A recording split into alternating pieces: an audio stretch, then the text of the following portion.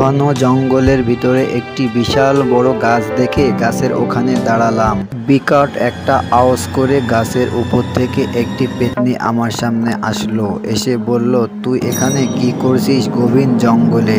আমি আমার দুর্দশার কথা খুলে বললাম।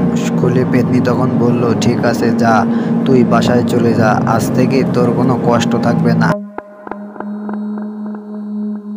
গ্র্যাজুয়েশন কমপ্লিট করেছি বেশ অনেক আগেই, কিন্তু ভাগ্যটা অনেক খারাপ চলছে, কারণ এই ভাগ্যে কোনো চাকরি জুটাতে পারছি না। এই কারণে বাবা মা ঘর থেকে বের করে দিছে।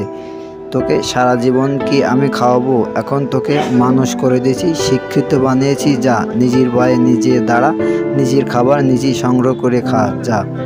একথা শোনার পরে আমি আমার ঘর থেকে বেরিয়ে আসি। তাই এই কোনো জঙ্গলের ভিতরে হাঁটছি, দেখি কোথাও কোনো কাজ পাওয়া যায় কি না। মনের ভিতরে শত কষ্ট, শত হাজারো অভিমান নিয়ে আমি এই জঙ্গলের ভিতর দিয়ে চলেছি, দেখি ভাগ্যে কি আছে।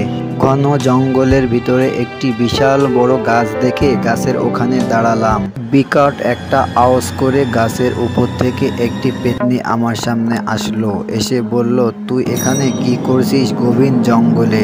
আমি আমার দুর্দশার কথা খুলে বললাম।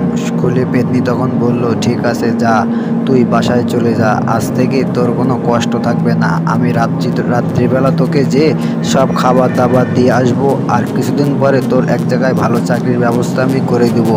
তুই কোনো টেনশন করিস না, বাড়ি চলে যা।